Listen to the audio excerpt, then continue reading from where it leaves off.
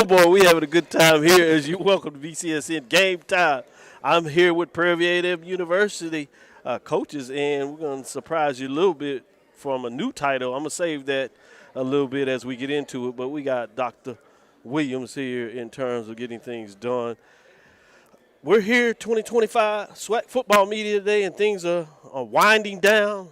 We have to get this one in here. This is the home team, so I wanted to make sure we had a chance to talk with the coach and Dr. Williams in terms of part of that team. But we got to make sure we get it in and then get them out because they got a flight to catch, so they can get back to work and grinding to get ready for the season. I'd imagine the things they're doing. But we have first-year coach here at Prairie View A&M University, Coach Jackson, Tremaine Jackson there. How has it been so far? It's been good. It's been everything I thought it was going to be and more.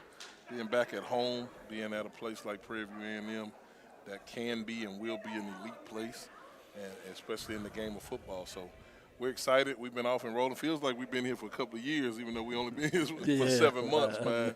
Wow. But no, we hit the ground running. Dr. Williams, you've been here, what, this year before last? Or last year? 23. That's what I thought. 23. You're back now in a different role. Yes. At that time, you were just doing an internship, and a lot of aspiration you have, and some of that has become true. Again, I want to let the cat out the bag we get in here because I want to get into some of the dialogue. But how has your experience been? The experience has been great, especially coming on with Coach Jackson and the rest of the entire staff and watching how everybody moves as one. In this unit, so and just going through this process since January has been rewarding, not only from a business standpoint but even personally. We've been able to, I personally have been able to, take some of the things that Coach has distilled in the program and made it a part of my personal life as well. So I really appreciate it. Talk about business.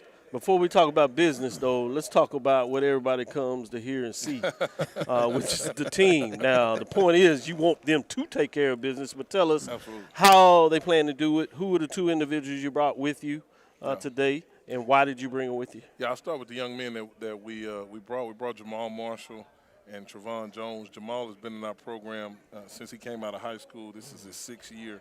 He's a graduate. He's getting his master's degree in December. So he started off as a walk-on, worked his way on to scholarship. Amazing. And so he's what you want. Yep. When you get a player from Texas, from Kennedale High School, you get a guy on your program that wants to work, puts his head down, and just continues to get better and better. And other folks rewarded instead of him trying to reward himself. And so we had to bring him because he's been in with us since we got here. And then we brought Trevon Jones.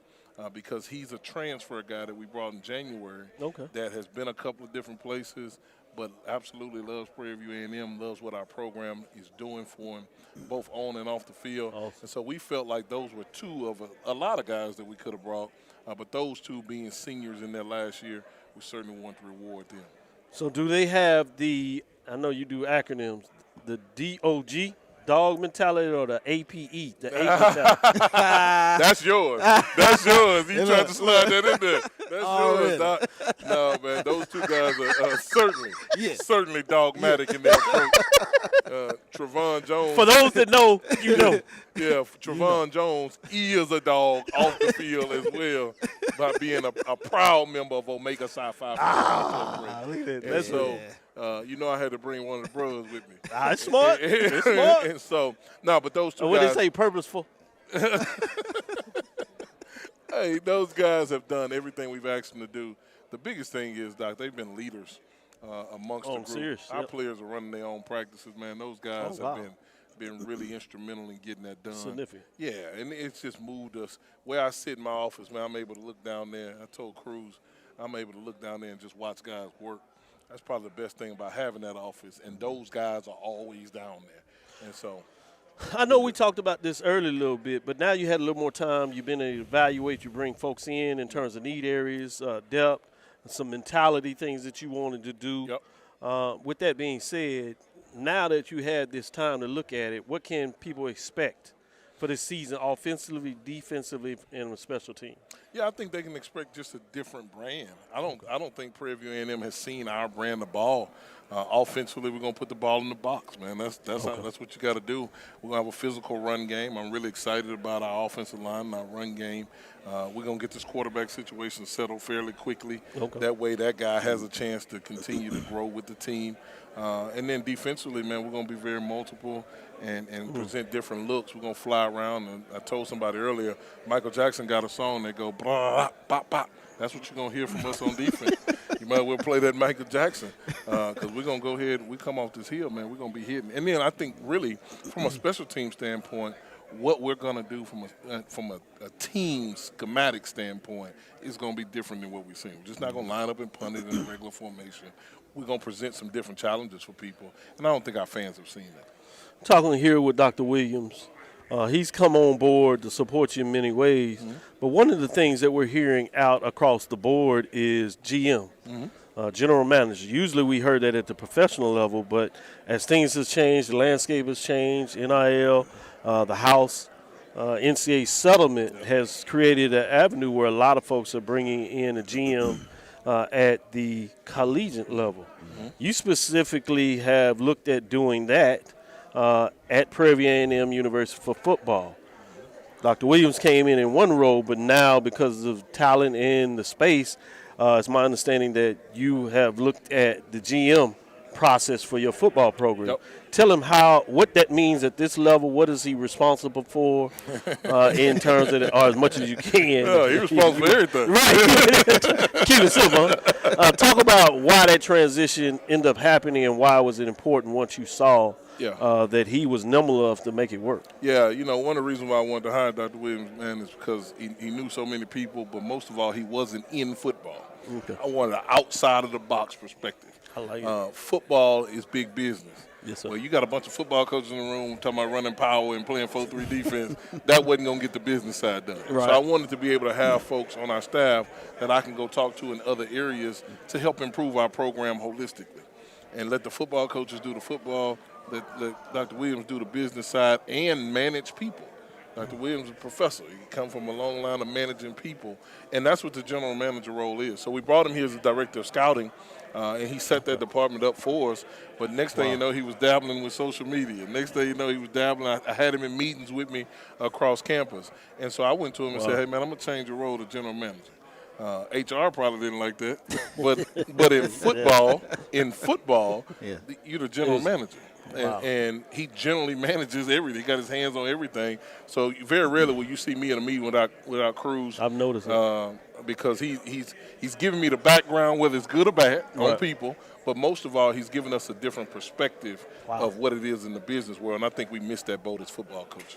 Talk about why that is important in this landscape in that you've seen it. Why are so many people, from your perspective, doing it at either the whole department level or specifically for a sport, football, basketball, what have you? Yeah, I think it's the same thing that you see in the NFL where the college football game is geared toward more coaches or recruiting and coaching. Okay. And then there's a front office that does the general managing, negotiating, setting things up for guys, player development. If you really think about it, Doc, and you would know this because you look at college sports, Arizona State tried to get this done with Herm Edwards. Yep. It was well before its time. It was almost ahead of time. It was well before its time, and it didn't work out because they didn't win. Yep. But now everything that they were doing, everybody else is doing. Sure right. And so we wanted to bring that to our level because there's really no more FCS and FBS. In June, when they approved us to go to 105, it made us all the same. Yeah. Now either you got a big-time TV contract or you don't. Yeah. And so we wanted to be on the cutting edge as far as what we knew as our level of having the right people in the right place. Well, you talking about that big-time contracts. Obviously, you got ESPN, you got HBCU Go, and now SWAC TV. Yes. So you're absolutely right when you look holistically at the conference, what is getting done. Absolutely. Let me switch to you and get into this road, this GM. So do I call you Dr. Williams, Dr. DJ, Dr. Cruz, Chris, just call me Dr. GM? Just call me Cruz. Cruz, okay. Just call me Cruz. I'm fine. Man, I'm just saying, it's nice. Everybody can't be a GM. I know. And respectfully, I appreciate Jack for giving me that opportunity. That's real talk. For real. He's entrusted me with the program on that side of things, how we look, what people see externally. Also internally, as well as managing, the roster, day-to-day, just business, generally, like he says, we just touch everything. This is a relationship business, right?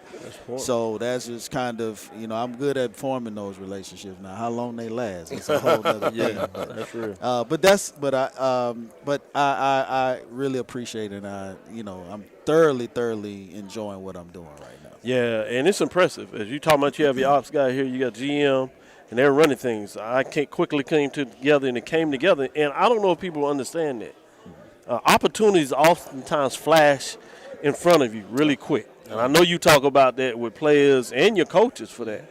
And your job is all that preparation, so when it comes, you're ready for it. Yes. So I come up here, I got an NIL opportunity for the players. It turned around like that Overnight. in a day. I made the call. You said, yeah, Chris, get it done. You took the ball by his horn. Literally answered the phone while Coach was working another position. Right. I ain't have to worry about Coach. He take care of it. Yes. And it got done. Yes, they sir. just finished with the advertisement, and it's a done deal as we're moving.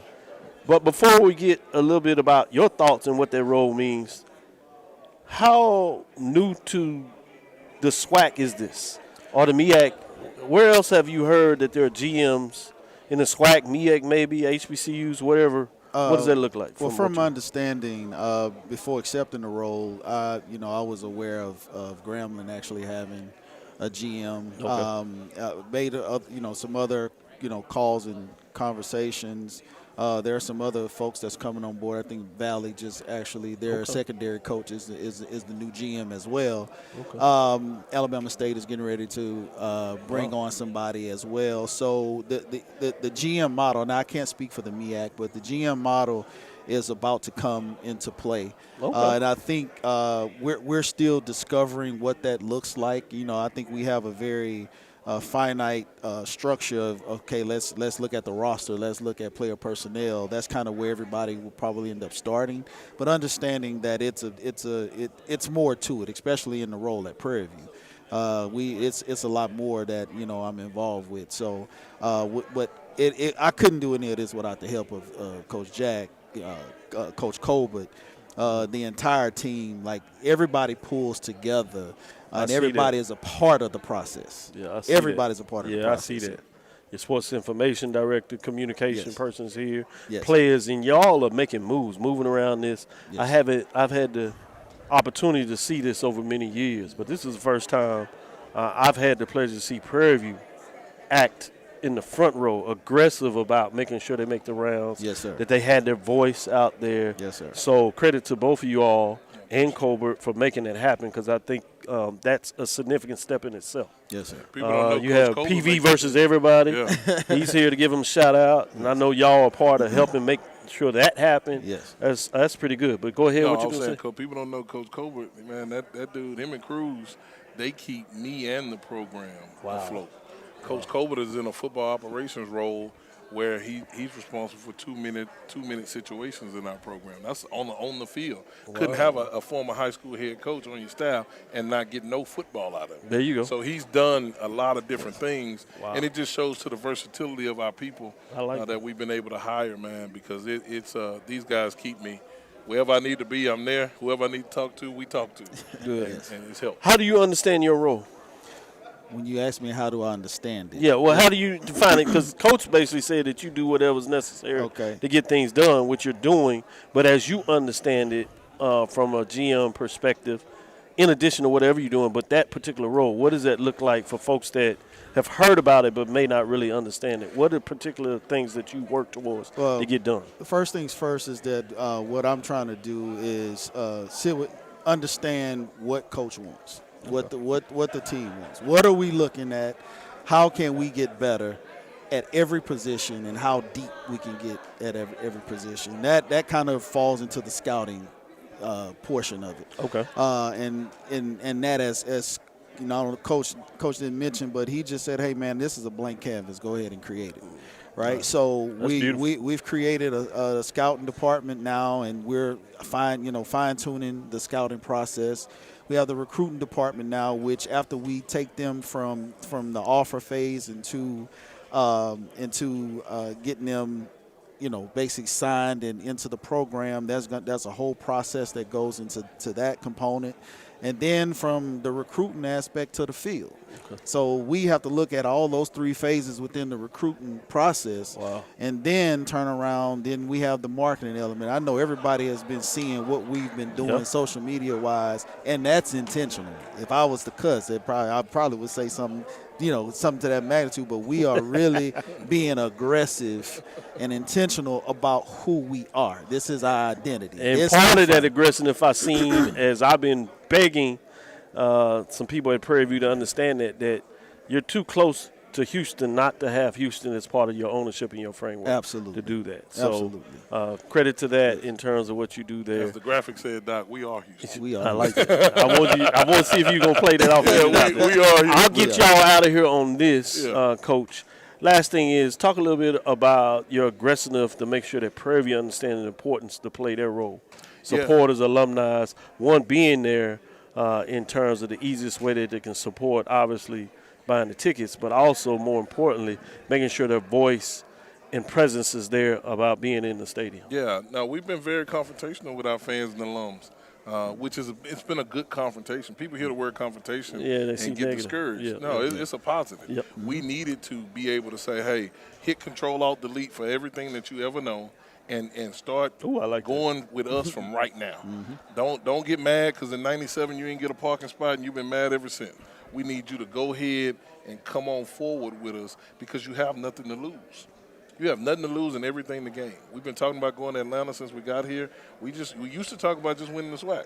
Now we're talking about hosting a SWAC championship game and playing for the Celebration Bowl and winning it. It's a new day at Prairie View A&M from the top down, from our president to our athletic director to us in football, and we got several other new coaches in our department as well. We need our fans to buy into everything that we got going on. And then we're going to put a good product, we're going to work on getting a good product out there so they can be proud of. So when they go to the Facebook chat, Doc, to talk trash, they can stand really on talk it. they can really talk trash.